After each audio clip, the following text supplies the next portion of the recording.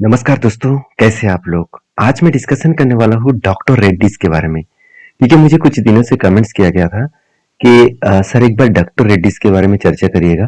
तो आज मैं डॉक्टर रेड्डी के बारे में चर्चा करूंगा क्योंकि इस कंपनी मुझे सस्ते प्राइस में देखने को मिला, तो इसलिए मैं इसके ऊपर वीडियो शेयर कर रहा हूँ। देखिए ये वीडियो कोई रिकमेंडेशन वीडियो नहीं होगा, जस्ट एज ए इन्फॉर्मेशन है। तो आप इन्फॉर्मेशन को वेरीफाई करें, उसके बाद काम करें। तो डॉक्टर रेड्डी आप सभी जानते हैं एक लार्ज कैप टाइप कंपनी है। अगर मैं इस कंपनी के पेयर ग्रुप से देखूं तो इंडिया के सेकेंड लार्जेस्ट फार्मास्यूटिकल्स कंपनी है। तो डॉक्टर रेड्डी कोई छोटा मोटा तो कंपनी है नहीं, इसका मार्केट कैप करीबन करीबन यहाँ पे आप देख सकते हैं। सॉरी माफी चाहता हूँ। डॉक्टर रेड्डी 8 नंबर पोजीशन में है, जिसका market cap around around 1 lakh crore के आसपास है। तो कंपनी के सारे पॉइंट ऑफ बेसिस में मैं डिस्कशन करूंगा, तो वीडियो को लास्ट तक देखिएगा, क्योंकि कंपनी का वैल्यूएशन जानना, कंपनी का परफॉर्मेंस जानना बहुत जरूरी है। तो ओवरऑल बात करूं कंपनी के, सबसे पहले मैं अगर पी रेशियो को देखूं तो 30 के आसपास चल रहा है और इंडस्ट्रीज पी रेशियो 32 के आसपास चल रहा है। अगर मैं इसको चार्ट के बेसिस में पी रेशियो देखूं तो पी रेशियो एक टाइम चला गया था लास्ट 5 ईयर्स में 47 के ऊपर, और उसके बाद करेक्शन होकर आ गया था 16 के आसपास, और उसके बाद फिर से रिकवरी करके अभी चल रहा है 30 के आसपास। मगर कंपनी के खुद के एवरेज पी रेशियो 20 के आसपास है। इसका मतलब वैल्यूएशन खुद के थोड़ा सा हाई है, मगर इंडस्ट्रीज वाइज सस्ता है। तो वैल्यूएशन चेक करने के और एक तरीका है, चलो वो मैं आपको दिखाता हूँ। उसके लिए आपको करना क्या है, सिंपल तरीके यूज करना है। यहाँ पे जो कंपनी के इंडस्ट्रीज पी रेशियो है, उसके साथ आपको अर्निंग पर शेयर को, अर्निंग पर जो शेयर है इसको मल्टीप्लाई करना है। मतलब इसका इंडस्ट्रीज पी रेशियो 32.6 मल्टीप्लाई, आपको टोटल देखा जाए तो अर्निंग पर शेयर दिखेगा 38.6।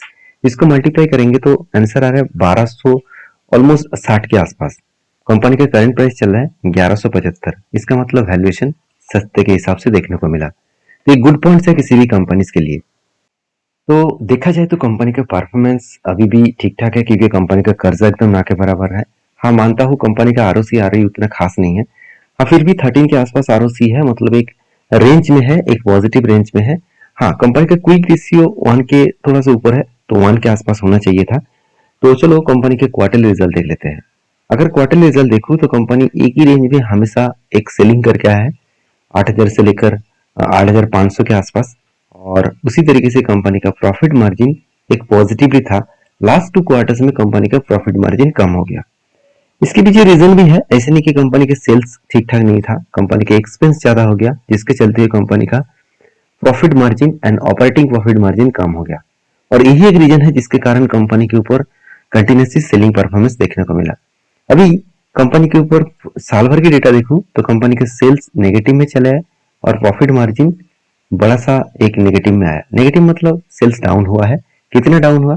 देखिए सेल्स डाउन हुआ करीबन 1% के आसपास, क्योंकि पिछली बार जो सेल्स था करीबन 33,700 करोड़ के आसपास, इस बार वो बने 33,200 करोड़ के आसपास।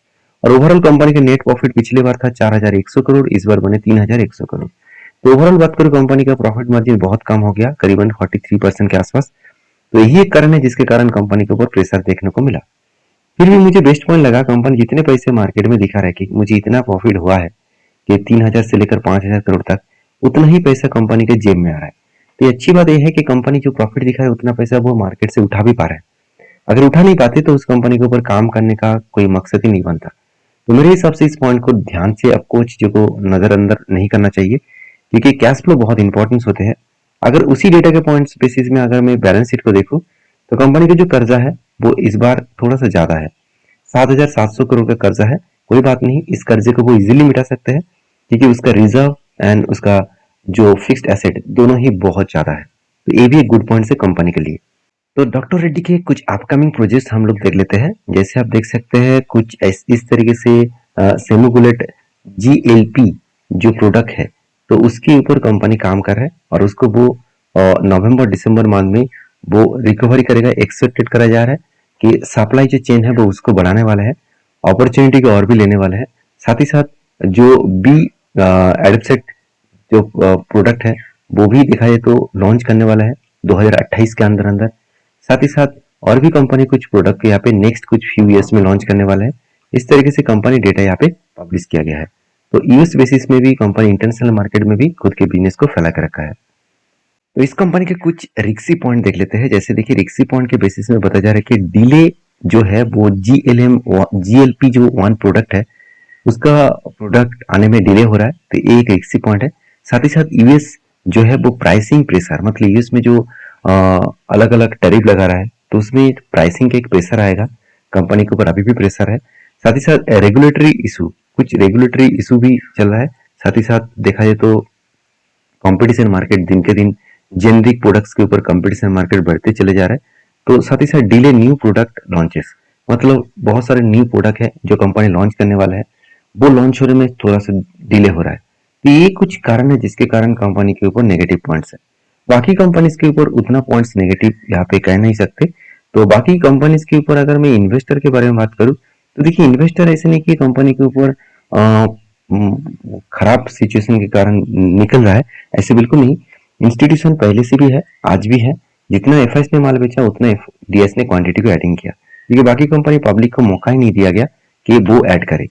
ये तो पूरा डिटेल्स मैंने आपके साथ शेयर किया। अभी चार्ट की बारी, तो चार्ट देख लेते हैं चार्ट क्या बता रहा है। अगर चार्ट के बारे में बात करूं तो कंपनी देखिए जब भी वो नीचे, यहाँ पे देखिए दो लाइन आपको दिख रहा है, ऊपर आपको ब्लू लाइन दिख रहा है और नीचे आपको रेड लाइन दिख रहा है। ये दोनों लाइन को कहा जाता है 52 हाई एंड लो का लाइन। तो यहाँ पे सिचुएशन वाइज अगर देखें तो जब भी कंपनी नीचे 52 के लो को टच करता है तो एक बार वो 52 हाई को टच करने के लिए जरूर जाता है।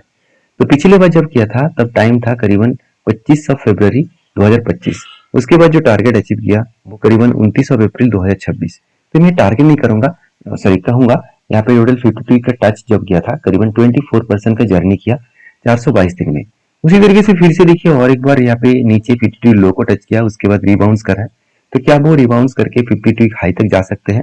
ये मुझे आप कमेंट्स करके बताना। मैं तो इंतजार करूंगा, आपके क्या राय है जरूर मुझे कमेंट्स करना। क्योंकि इस तरीके से सिनेरियो पहले भी बना था, यहाँ पे भी बना था, और उसके बाद सिनेरियो अगर देखे देखे तो प्रीवियस डेटा वाइज यहाँ पे भी बना था। तो बहुत बार इस तरीके से कंपनी ने बहुत बार इस सिचुएशन को क्रिएट किया। तो इस तरीके से जब जब सिचुएशन बनी उसको अच्छी तरीके से रिकवरी किया, अच्छी तरीके से वो जर्नी दिखाया। आप देख सकते हैं यहाँ पे भी सेम टू सेम हालत है, यहाँ पे भी सेम टू सेम हालत है। इस तरीके से सिचुएशन बार बार बनता है। तो मैंने आपके साथ पूरा डिटेल्स शेयर किया। वीडियो अच्छा लगे तो लाइक करना, चैनल को फॉलो करना, कमेंट्स में जरूर लिखना आप कौन सा कंपनी के ऊपर एनालिसिस पाना चाहते हैं। Thank you.